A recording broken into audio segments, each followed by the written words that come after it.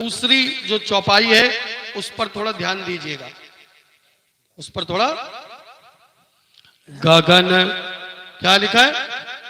गगन, समीर, अनल, जल, धरनी। कितने हैं ये? 5 क्या है? पंच तत्व है। क्या है? पंच तत्व। तो समुद्र कह रहा है, समुद्र कौन है? समुद्र जल का अधिपति है। क्या है? इसलिए अब आओ नीचे, बीच में छोड़ो, इसके ठीक नीचे लगाना, इस वाली चौपाई को लगाना पहले, और इसके ठीक नीचे लगाना ढोल, गवार, शूद्र, पशु, नारी, सकल ताड़ना के अधिकारी। देखिए इस चौपाई पर सबसे अधिक विवाद है, और मुझसे बहुत लोगों ने कहा कि इस वाली चौपाई पर आप भी अपना कुछ वक्तव्य दो।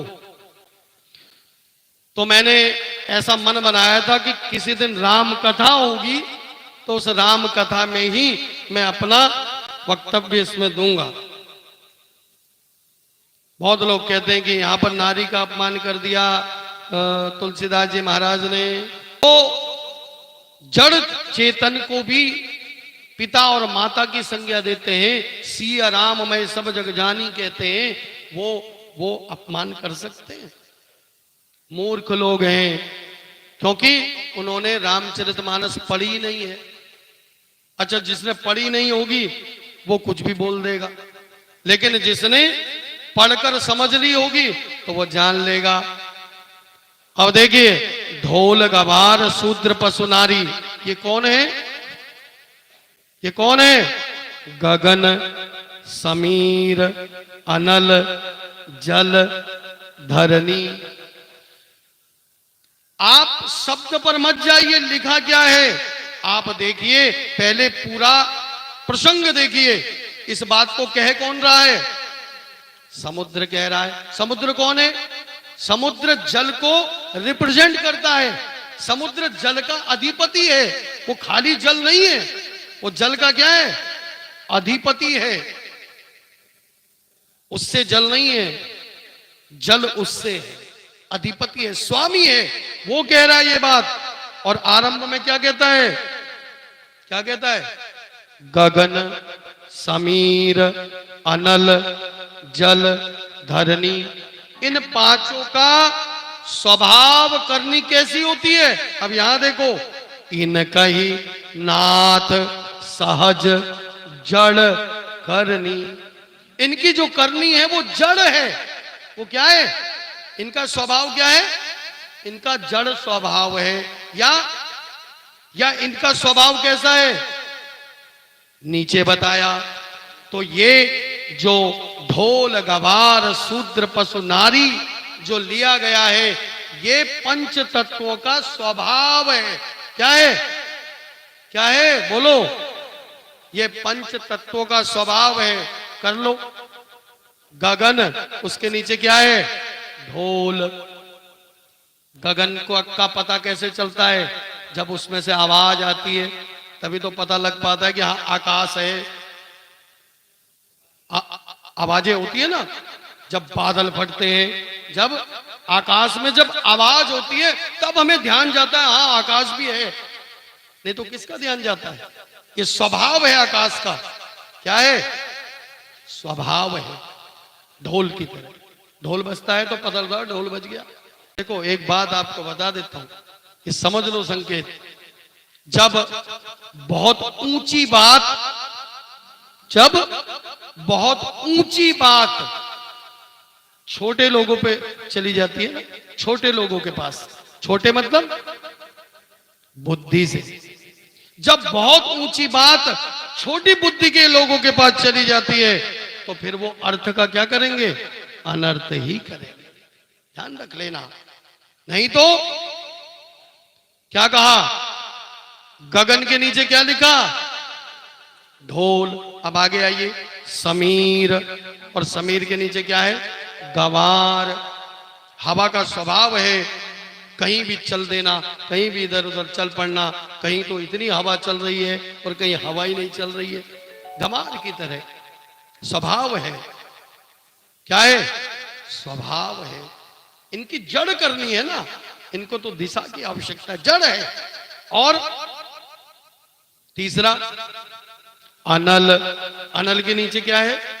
शूद्र। कुछ भी डाल दो अग्नि में, अग्नि उसको क्या करती है? अग्नि उसको स्वाहा कर देती है, पचा देती है और उसको क्या बना देती है? क्या बना देती है? बोलो। राख बना देती है। और राख से पवित्र कोई दूसरी वस्तु नहीं है इस संसार में। इसीलिए राख से बर्तन धोए जाते थे, इसीलिए राख को भगवान शंकर अपने तन पर विभूषित करते हैं।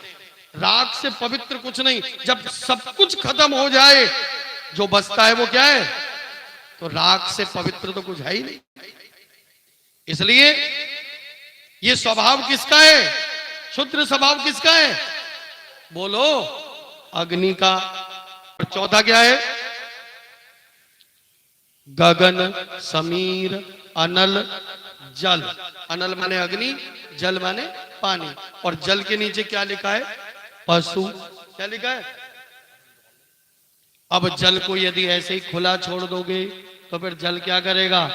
जल तो तबाही कर देगा। इसलिए यदि आपको जल से कुछ काम लेना है, जल का स्वभाव क्या है? उथल पुथल करना। तो उथल पुथल ही नहीं करेगा तो जल कैसा? जल चलता रहता ना, इधर उधर उथल पुथल करता रहेगा। तो इसलिए अब यदि जल से कुछ अपना काम लेना है तो क्या करना पड़ेगा? जिस प्रकार पशु को बांधा जाता है, उसी प्रकार जल को बांधा जाता है, जिसको हम कहते हैं सेतुबंध। क्या कहते हैं? देखिए, जहां जहां पर जल को बांधा गया तो वहां पर कितनी सुविधा हो गई, आप इस पार से उस पार जा सकते। तो ये स्वभाव है जल का। तो जल के नीचे क्या आया? पशु। और अब आखिरी बात, पांचवा तत्व क्या है? क्या है? धरणी। गगन, समीर, अनल, जल, धरणी। और यहां पर है ढोल, गवार, शूद्र, पशु, नारी, सकल ताड़ना के अधिकारी। और यहां पर ताड़ना जो शब्द है, उस ताड़ना का अर्थ है देखना। क्या है? देखना। कहते ना, मुझे बड़ी देर से ये ताड़ रहा है। क्या कर रहा है? तो बहुत देर से मुझे ताड़ रहा है, घूर रहा है। तो ताड़ना का अर्थ देखना भी होता है। तो आपको नारी को किस प्रकार देखना है? नारी का स्वभाव कैसा? बोलो। धरती। नारी तो अपने आप में पूरी एक सृष्टि है। नारी क्या है? नारी अपने आप में एक सृष्टि है पूरी। वो तो धरती की तरह कितनी धैर्यवान है और ऐसा स्वभाव है। धरणी का स्वभाव कैसा? नारी का स्वभाव कैसा? धरती जैसा।